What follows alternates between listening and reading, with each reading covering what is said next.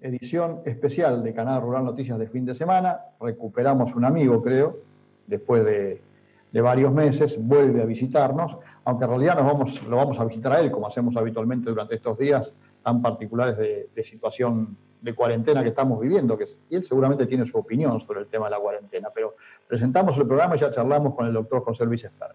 Bueno, señor, ¿cómo le va? ¿Cómo anda tanto tiempo? ¿Está en cuarentena usted también? Obviamente, cumpliendo con subordinación y valor lo que dice el gran general Alberto Fernández, por supuesto.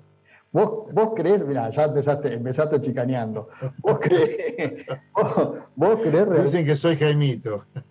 ¿Vos creés realmente que Alberto Fernández es un gran general o es el general González? ¿Te acordás del general González de Olmedo? Ah, ese, ¿viste? ¿Acuerdas el zorro, el gordo? Ese parece Fernández, más que el gran general por el hecho me tiene cagando con la cuarentena, por eso nada más, pero de ahí a hacer de gol, hay una gran diferencia.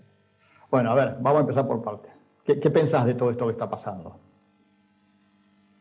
Y todo, viene la Argentina, todo delirante, absurdo, vergonzoso, de burro, de cuadrado, toda lo bestia. O sea, los países donde... A ver, primero, a favor de todo, si vos querés. Nadie tiene escrita la verdad de la milanesa acá todavía porque el coronavirus no terminó. O sea, esto se va a poder contar quién tuvo razón dentro de un par de años, si es que el coronavirus desapareció, ¿no? Si es que desapareció, algunos dicen que el coronavirus vino para quedarse.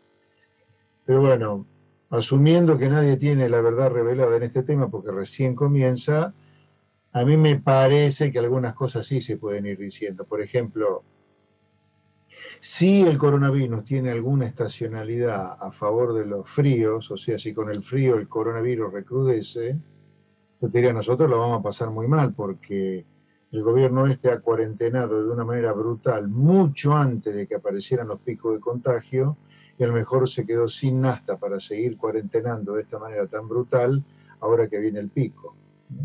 Chile, por ejemplo, con mucho más contagiados, pero con mucho más test, ha ido haciendo una cuarentena gradual. A medida que aparecieron los contagios, fue cuarentenando y yo estoy más de acuerdo con eso. ¿Por qué? Porque la cuarentena te destruye la economía, por lo tanto, por definición, si bien te cuida la salud, tenés que cuarentenar lo mínimo indispensable, te diría. Ahora, claro, para evitar que te exploten los contagios sin control, tenés que hacer mucho test, y Argentina es de los países que menos ha testeado en el mundo. Es decir, yo te diría, en algún lugar la cuarentena brutal, que está fundiendo en medio país en materia económica, es consecuencia que no estés testeando de manera masiva. Ahora vamos a llegar al invierno, faltan todavía un par de meses casi, ¿no? Un mes falta para el invierno, que se supone que va a ser el momento más crudo y ya casi no tenemos chance de... ¿Cuál es el paso siguiente? Porque si te quedas sin recursos económicos, estás apretando ya el campo para que te venda lo que casi no tiene o lo que tiene como reserva para todo el año, estás haciendo cosas ya medio a la desesperada cuando todavía no empezaste en el momento pico de la pandemia, ¿qué te queda para después? No, bueno, por eso, cuidado que acá podemos estar armando una bomba que es la peor de todos los mundos. O sea, en materia económica, bueno, como quedan varios bloques todavía podemos detallar, pero en materia económica están armando una bomba fenomenal de inflación, dólar y caída de actividad estrepitosa. Y por otro lado, a lo mejor guarda que están o han quemado o han usado un cartucho que era para usarlo en el momento pico del contagio, que es la cuarentena. La gente ya no respeta la cuarentena, la gente está desesperada por trabajar porque no tiene un mango partido al medio. Entonces vos te podés encontrar con una sociedad harta de cuarentena y vos como gobierno pidiendo más cuarentena. Pico de contagio y crisis económica. La linda Trinidad, ¿no? Ahora, viendo cómo está la situación, vamos de vuelta a una Argentina cada vez más empobrecida. Sí, claro, sí, claro. Cuidado que acá está la tentación de que ligeramente dicen algunos se viene una hiperinflación, en el 2001-2002 también se viene. Yo iría con cuidado ahí. Seamos serios profesionalmente. Una hiperinflación es 4 o 5% de inflación por día. Hoy estamos teniendo menos de la mitad por mes, aunque yo creo que vamos a ir en el segundo semestre claramente inflaciones superiores incluso al 4 o 5%, pero todavía estamos a años luz de una hiperinflación, todavía. En Argentina nunca digas nunca, pero me parece poco serio pasar de una inflación como la de abril, de 1,15, 1,5, a una hiperinflación. Una hiperinflación, te repito, es 4 por 5 inflación por día. Y cuando se habla de 2001-2002, espera, 2001-2002 no fue una caída del PBI de 10-11% solamente. Yo creo que el PBI este año puede caer más que 2001-2002. Pero cuando hablamos de 2001-2002, estamos hablando de entre 6 y 7 plagas que ocurrieron de manera simultánea en el mismo año, en el mismo semestre, te diría, primer semestre de 2002. En el primer semestre de 2002 vos tuviste un dólar que se multiplicó por 4. Default de la deuda, default de los contratos con las privatizadas, robo de los depósitos a la gente, 6 presidentes en un trimestre, tuviste decenas de muertos en Plaza de Mayo, centenares de muertos en todo el país, fueron las 7 plagas en 2001-2002. Entonces, cuando se habla de 2001-2002, que se viene en 2001-2002, mira, yo te diría, te tomo una parte del 2001-2002, pero hablar de 2001-2002 es muy, muy liviano, poco serio, muy asustador al pedo, te diría. Creo que a donde sí vamos, en el segundo semestre particularmente, y ni hablar el año que viene. El año que viene vamos a estar a full con esto. Algo parecido a lo que tuvimos en los finales de los 70, principios de los 80. ¿Qué tuviste ahí? Controles de precios, como tener retenciones a las exportaciones, presión sobre el agro, inflación de 3 dígitos, yo creo que vamos a ser inflaciones de 3 dígitos el año que viene, caídas estrepitosas del PBI, controles de cambios. ¿Cómo de 3 dígitos? ¿De más del 100% estás diciendo?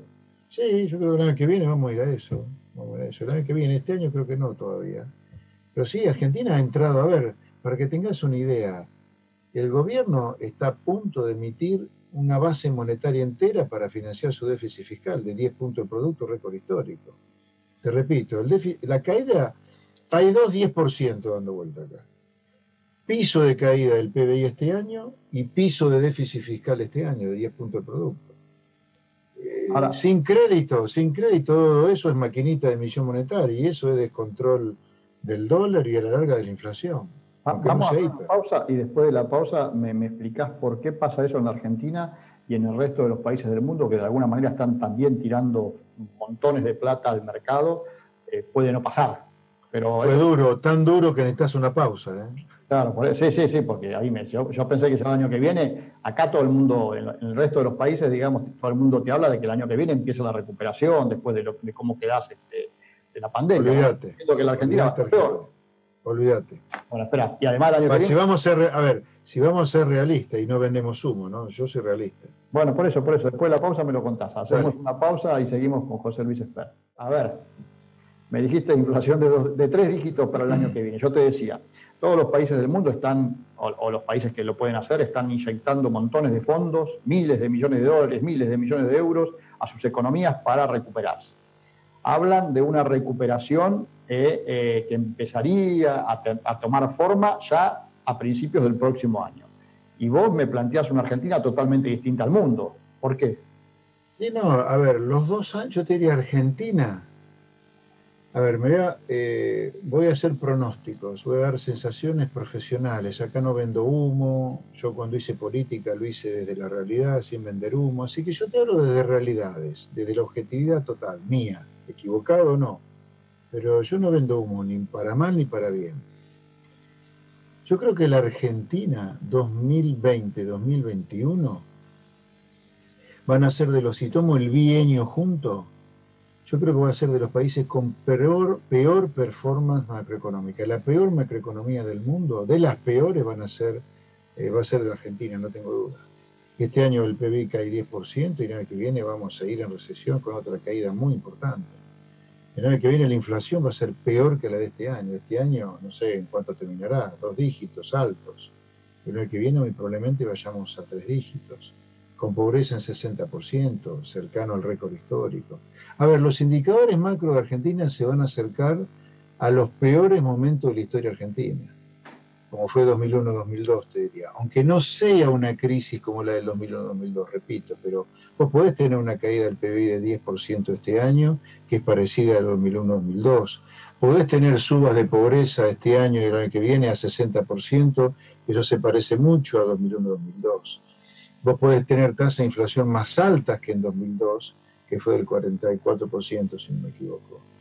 No, la performance económica de Argentina, la Argentina económica que viene, es de las peores que va a haber en el mundo en estos 2 años, tomando 2020. A ver, y entonces explícame, siguiendo con tu ejemplo, 2003-2007 la Argentina vivió un veranito. Sí. Y bueno, ¿y qué pasó entre ese 2003 y 2007 para salir del 2002 tan rápido? Bueno, hubo un tema, a ver, yo te diría, hubo 2 temas críticos ahí. Por un lado, el mundo, con los precios de los commodities que tuvimos, sin duda que sopló muy a favor nuestro. Si bien no fue 2007, yo creo que fue julio 2009, pero eso demuestra que ya 2003-2007 venía para arriba. La soja en Chicago tocó más de $600, si no me equivoco. Sí, eso fue el 2009. 2008, Así que, 2008, 2009, empezó el 2008 y siguió el 2009. Sí, o sea, tenías un empujón fenomenal por ahí. Y la otra cosa muy importante, cosa que no está presente hoy para nada, es que el mundo estaba muy acomplejado con Argentina por haberla apoyado tanto durante los 90, cuando los 90 terminaron la peor crisis de la historia. Por lo tanto, el mundo hizo la vista gorda sobre el desastre institucional y macroeconómico que Argentina estaba haciendo con Néstor Kirchner, cosa que no está, y le dio crédito. Hoy no está presente, ninguna de las 2 cosas están presentes. Ahora, más allá de que Argentina hereda una década de estancamiento, vos sabés que el último año que crecimos más o menos en serio fue 2011, el último año del primer mandato de Cristina Kirchner. Ese año fue el último que crecimos. Además venimos arrastrando 2 años de recesión por culpa del desastre que fue el gobierno de Macri en materia económica. Bueno, pero ahí déjame meter un bocadillo. 2 cosas te quiero decir. 2003-2007 estábamos en default, además. Sí. Ese es un dato. Ahora podemos volverlo a estar. Sí. Y entre 2015 y 2019, el mundo, si tomás al mundo como el Fondo Monetario Internacional, también nos ayudó un montón. Hoy no le remuero la conciencia. Hoy no, te diría, hoy no, porque el mundo le dio, a ver, si bien el fondo nos dio muchísima más plata con Macri que con Menem, incluso en los 90, nos dio plata para un programa de bombero antes que el país se terminara de incendiar peor de lo que se incendió con Macri. En cambio, en los 90 fueron reformas estructurales pro mercado, dentro del consenso de Washington, ¿te acordás de 1989? Con la caída del muro, Argentina puesta como el ejemplo del mundo de lo que hay que hacer. Lo del 2018 y 2019 con Macri y el fondo fue Trump y su amigote Macri, o el amigote de Macri, Trump, pidiéndole plata al fondo para que tratara de salvar al gobierno de su amigote. No fue lo mismo que los 90. Los 90 fueron 10 años de cantos ridículos de sirena que hizo el mundo respecto de nosotros. No ridículos porque era claro para mí, fui de los liberales que fueron grandes detractores del programa económico de Menem por la parte fiscal, no por la reforma por mercado que fue extraordinaria, pero por la parte fiscal Menem arruinó la convertibilidad. Ahora, ¿qué hubieses hecho vos en esta situación? ¿Con la pandemia? Con el país que heredaron, hubieses heredado, y con la pandemia, claro. Bueno, 2 etapas, ahí te doy la respuesta en 2 etapas. La primera es, yo desde el 10 de diciembre, donde no sabíamos todavía claramente de la pandemia, hubiera comenzado con el proceso de reforma que yo planteé en la campaña presidencial, que había que hacer una reforma bien pro mercado, a favor de la gente de laburo, a favor del productor agropecuario, del industrial, del estudiante. Empezar a dar vuelta a la Argentina, que la Argentina deje de ser un lugar donde las grandes diferencias en guita las hacen los choros, los chantas, los delincuentes, y la gente de laburo, el comerciante, el odontólogo, el médico, el autónomo, la pasa muy mal económicamente hablando, como ocurre. O sea, siempre hubiera empezado con todo el programa de reformas que siempre pensé. Ya aparecida la pandemia, también hubiera hecho las cosas muy diferentes al gobierno Fernández. Hubiera pensado, a ver, En mi gobierno sí hubiera sido un gobierno de científicos, no de los chantas que Alberto Fernández dice que son científicos. Por lo pronto, mi ministro de Salud nunca hubiera cometido la absurda argentinada de negar que Argentina hubiera recibido el flagelo del coronavirus. A fines de enero, Ginés González García negó que el coronavirus podría venir en Argentina, que no le preocupaba tanto. O sea, mi ministro de Salud hubiera sido un tipo de laburo en serio, un auténtico científico, que no hubiera negado, cuando todos los países estaban sufriendo el coronavirus, que en Argentina podría venir el coronavirus. Ya de ahí hubiera cambiado todo, porque ahí hubiera empezado a importar millones de test, viendo que el mundo, porque teníamos el ejemplo del mundo, no mirar al mundo en enero de 2020 era medio ridículo, viendo que el mundo hizo del tema de testear a millones de personas rápidamente todo un issue, todo un tema. De esa manera hubieras cuarentenado de una manera un poco más profesional y cerebral que esta cuarentena cavernícola en la cual nos metió Alberto Fernández, donde ahora se está fundiendo medio país al pedo. Ahora, ¿vos sos consciente que Alberto Fernández con Cristina Fernández de Kirchner en la fórmula, o al revés si querés, ganaron porque había una situación social en la Argentina muy complicada? ¿Cómo se salía de esa situación? A ver, tengámoslo claro. Macri pierde las elecciones porque fue un desastre en materia económica. Macri pierde las elecciones porque su programa terminó en una crisis. La crisis generó casi 5 millones de pobres. Y en agosto de 2019, en las PASO, cuando la gente estaba votando, Argentina tenía 5 millones más de pobres de los que tenía cuando Macri estaba recibiendo de mano de Cristina el gobierno en diciembre de 2015. Por eso pierde Macri. Entonces, nosotros si hubiéramos ganado en esas circunstancias. Justamente, con más razón, en esas circunstancias daba para comenzar el programa de ajuste gradual estructural que nosotros planteamos. Aferrarnos totalmente al libre comercio, comenzar una reforma del Estado, comenzar una reforma laboral. Y ojo, sé que va a venir la pregunta, ¿y cómo lo haces? Bueno, si nosotros hubiéramos ganado, no hubiéramos ganado con el 2% de los votos, hubiéramos ganado con el 50 o más por ciento de los votos, con todo un mandato popular a favor de las cosas que nosotros pensábamos, ¿no? De esa manera hubiera sido menos difícil hacer que pensar que nuestra reforma se hace con 2% de los votos. Ahora, ¿vos crees que el 41, creo que fue, que votó a Macri, está muy lejos de esas ideas que vos estás contando? No, pero si lo votó a Macri a pesar de que Macri los defraudó fue porque fueron presas del miedo. No tenemos un país muy valeroso. Nuestros héroes desaparecieron hace casi 200 años. Ahora nos quedó un país medio de cagones, te diría, ¿no? Que le mete el miedo fácil. La campaña de Marquitos Peña metiendo miedo de que volvía el kirchnerismo tuvo mucho éxito. A pesar de que no había ninguna chance después de la piña que el macrismo se comió en las PASO, que ganara el 27 de octubre. 15 puntos, que fue la diferencia que Fernández le sacó a Macri en las PASO, era irremontable. Como era irremontable, lo que debería haber hecho la ciudadanía, que no lo hizo por miedosa, era armar una oposición bien fuerte. Sabíamos que el macrismo no iba a ser la oposición, pero no. La gente se prestó al juego del miedo que le propuso el inútil de Marquitos Peña y lo votaron otra vez a Macri para que volviera el kirchnerismo. ¿Hoy crees que no hay oposición? Bueno, ahora se está despertando un poco Cambiemos, ¿no? En materia institucional.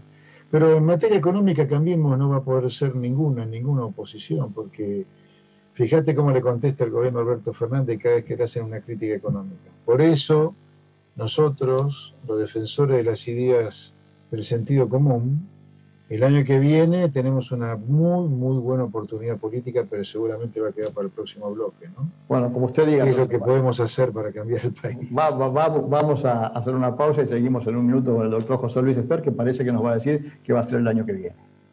Último bloque de esta edición especial de Canal Rural Noticias de fin de semana con José Luis Espert.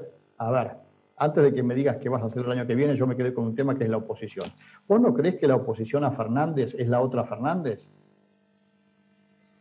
Y en todo caso, Alberto Fernández tiene dos oposiciones. Una oposición institucional, política, que es Cambiemos, hasta por ahí tibiona. Y sí, no, bueno, la de Cristina es desestabilizante directamente.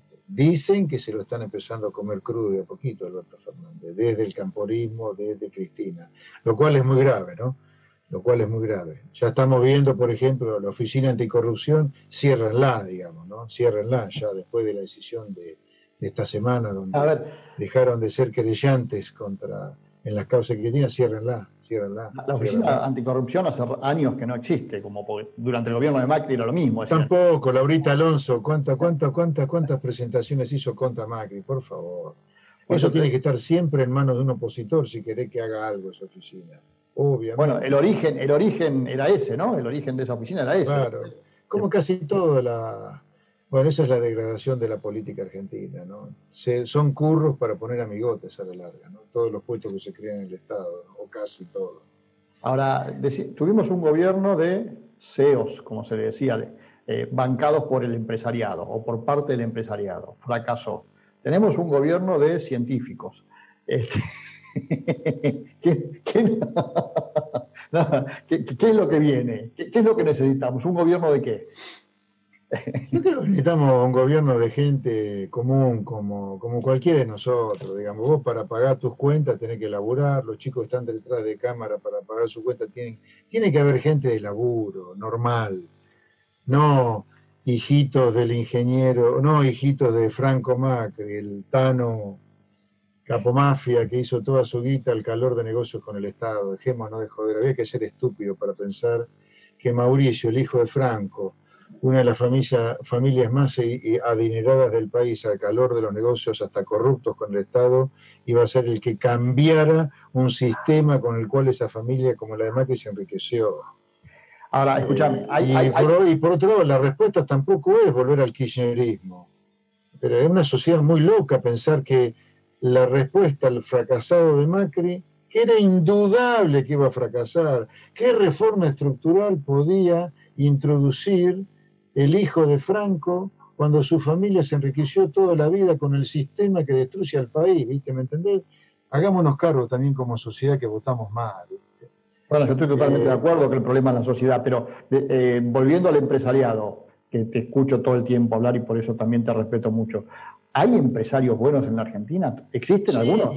Sí. A ver, no vamos a dar nombres, pero yo creo que tenemos un empresariado grande, competitivo, con el mundo espectacular. Y el empresario pyme, tenés mucho empresario pyme de la puta madre, no tengo duda yo. Ahora, el empresariado siniestro es ese empresario que vos lo ves aplaudir, desde Menem a Alfonsín, de la Rúa, Duade, están todos siempre aplaudiendo. Fíjate, no voy a dar nombre porque es fácil. Ponés la tele, andá videos para atrás, son siempre lo mismo que te aplauden a todos los gobiernos. Es más, hasta ese empresariado que aplaude a todos los gobiernos, fíjate lo choto que será que tienen un expresidente de la UIA preso por chorro, como Lascurain. Está preso por coimero. Ese es el empresariado que es parte del problema. Pero nosotros tenemos otro empresariado pujante que está sumergido por culpa de ese empresariado prebendario que es el que gana siempre la partida. Lo mismo que el sindicalismo. Hay un sindicalismo muy interesante en Argentina que defiende realmente el derecho del trabajador, pero está abajo de los gordos sindicales, verdaderas mafias corruptas. Y vos decís, ¿tenemos que tener Estado? ¿Pero cómo no vamos a tener Estado? Por supuesto que hace falta Estado. ¿Quién va a proveer de fuerzas de seguridad, de fuerzas armadas, de diplomacia, de justicia, o un Estado que salve al país en el medio de una pandemia? Si hay una función para el Estado, tiene que haber un Estado presente, pero presente en serio, no el mamarracho kirchnerista, es para que salve a la gente de laburo en el medio de una pandemia. Si hay un rol del Estado era salir a salvar como bombero al sector privado en el medio de una cuarentena, como hizo todo el mundo, a diferencia nuestra. Nosotros lanzamos una cuarentena salvaje, mal lanzada, y encima el presidente, tratando de chicaneros, a los que decíamos, ojo presidente, salga a salvar a la gente de laburo porque se va a fundir medio planeta acá. Habló de miserable, prefiero 10% más de pobres y no 100.000 muertos, toda chicana. Cuando el mundo lo que te enseñaba eran dos cosas. Que la cuarentena duraba lo menos posible, para que no se funda medio país, y dentro de la cuarentena el Estado salía como bombero a salvar al sector privado, a ayudarlo. Acá no. La cuarentena más larga del mundo vamos a tener en cualquier momento, vamos a hacer récord mundial de cuarentena, y encima con pocas medidas de salvataje al sector privado. Bueno, es cierto que todavía tampoco ha habido tantos muertos, ¿no? Bueno, pero eso justifica menos la cuarentena que hiciste, o por lo menos justifica que afloje con la cuarentena rápidamente. Pero no pensás que a lo mejor... Con responsabilidad, con barbijo, con distanciamiento, pero hay que salir de la cuarentena. ¿Pero no pensás que a lo mejor hay pocos muertos porque se hizo esa cuarentena tan temprano? Sí, claro, pero entonces, o cuarentenaste demasiado temprano, o si no es así, empezás a aflojar la cuarentena ahora. Pero aparte hay una cosa, se está fundiendo media Argentina. Sí, sí. Bueno, eso pasa en todos lados, ¿no? Eso pasa en todos lados, lo que pasa es que hay recursos para ayudarlas. Y en la Argentina aparentemente no los hay. Ahora, decime una cosa, ¿qué pensás? Pero guarda, acá es importante esta distinción, guarda. Todos los países, casi todos, tratan de inmediatamente lanzan la cuarentena, salir cuanto antes de la cuarentena, porque la gente se funde. Claro. Si vos la tenés encerrada en la casa, en lugar de laburar, se va a fundir. Y la otra cosa, mientras dure la cuarentena, el Estado está como bombero ayudándolo, no acá, el gobierno está pensando en planes de obra pública. No, ahora sí es momento de ponerle plata en el bolsillo a la gente para que no se funda. La gente de laburo, digo, el comerciante, el industrial, el productor, el autónomo. Esa es la gente que se está fundiendo. ¿Qué planes de obra pública? Decime una cosa, pues ya se nos acaba el tiempo. ¿Cómo ves la actitud del campo en este momento? Yo la última vez que le vi al campo poner los cojones que hay que tener para defender su interés sectorial, y hablo del interés sectorial del campo nada más, fue 2008. Después nunca más vi una cosa así. ¿Crees que fue demasiado contemplativo con el gobierno anterior, por ejemplo? Sí. La dirigencia agropecuaria con Macri fue lamentable la actitud que tuvo, lamentable. Debería haber parado el país a Macri cuando le puso las retenciones. ¿Por qué se lo pararon al kirchnerismo y a Macri no?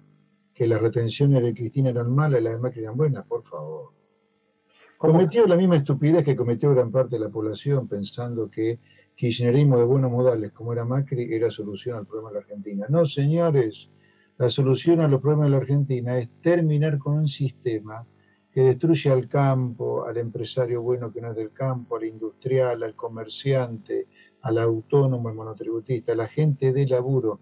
Acá hay que cambiar un sistema, sea Macri, Alberto, Cristina, de la Rúa, Mongo, alguien tiene que cambiar el sistema. Si no lo cambian el sistema, por más ojitos celestes y carita buena que tenga, por más chetos que sean, el sistema termina destruyendo a la gente de trabajo de nuevo. El año que viene hay elecciones legislativas. ¿Qué vas a hacer? Me voy a presentar, estamos viendo ahí con mi equipo cómo vamos a hacer la campaña, dónde me voy a presentar. Pero sí, vamos a estar. Lo que pasó el año pasado con lo bien que nos fue en los debates, con la buena acogida que tuvimos de la gente, que si bien se prestó al miedo, por eso la cosecha de votos fue exigua. Mucha gente nos dijo por la elección que nos hubiera votado si no hubieran tenido tanto miedo. Mucha gente. Por lo tanto, estamos muy animados por eso y porque el mensaje nuestro es de todo sentido común. Nosotros queremos salvar a la Argentina, imitando lo que hacen los países que le va bien. No es ninguna ciencia, ninguna cosa extraña. Así que sí, vamos a estar el año que viene en las elecciones, de nuevo. Bueno, me vas a seguir contando en algún próximo programa que nos veamos. Dale. Un gran abrazo. Un gran abrazo. Saludos a toda la audiencia. Chao.